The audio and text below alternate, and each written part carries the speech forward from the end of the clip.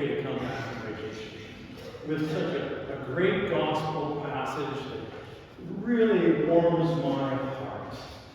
It's just an awesome, awesome gospel passage.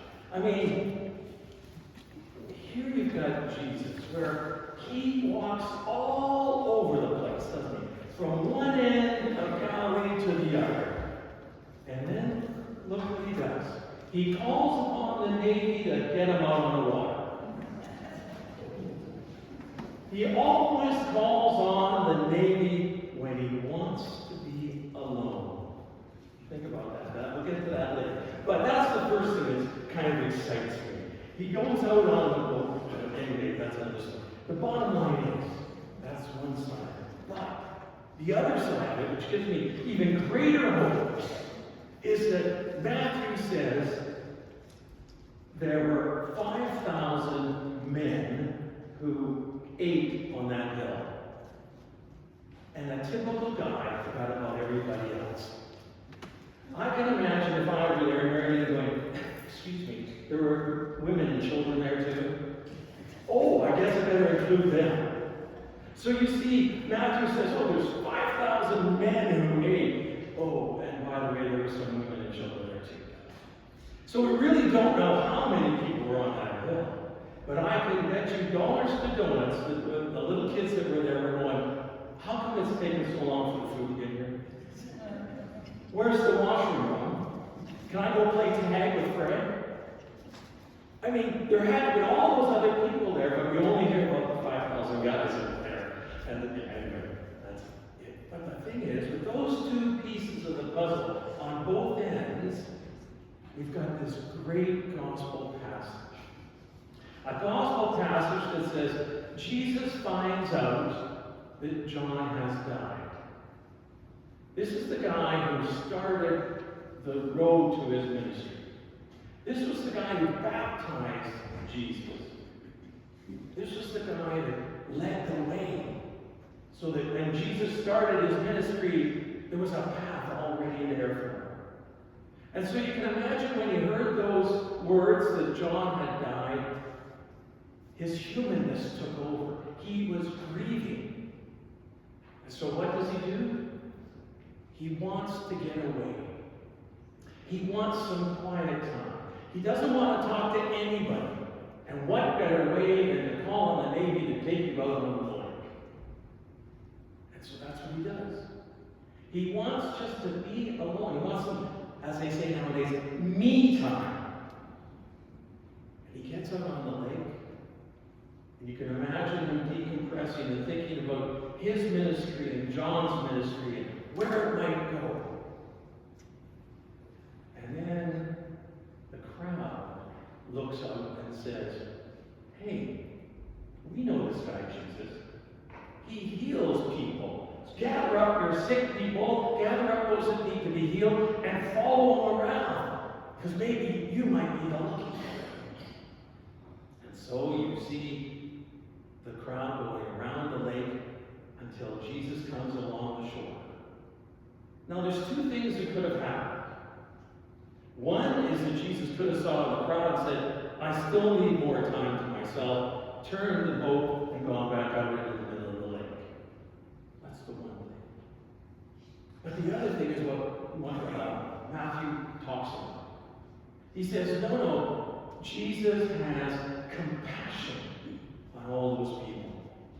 Compassion. His humanness took over, and he said, I have compassion for you.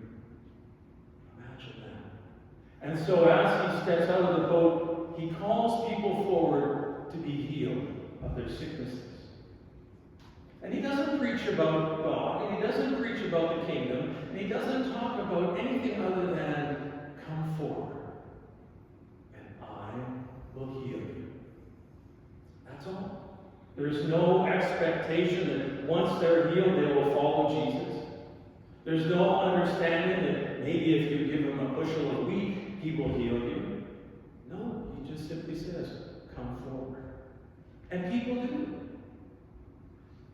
And then the disciples step forward yet again. The great disciples who say, wait a second, You've got all these people here. It's getting late. Tell them to leave.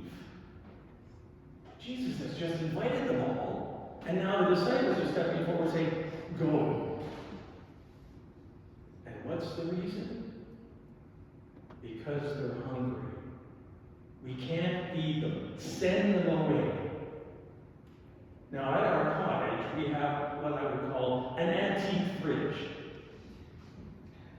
And this fridge is so finicky that when you open it, if you don't close it right away, the door doesn't close. And so what that means is everything that's cold gets warm.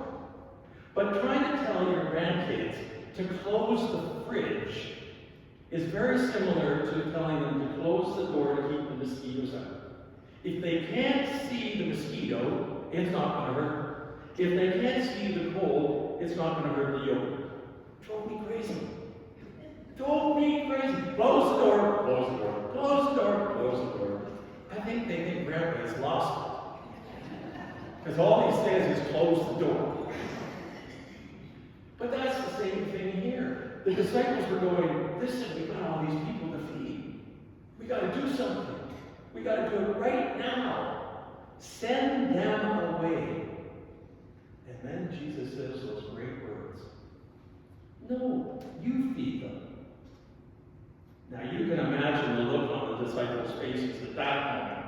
You feed them. Wait a second here. Hey Luke, what do you got?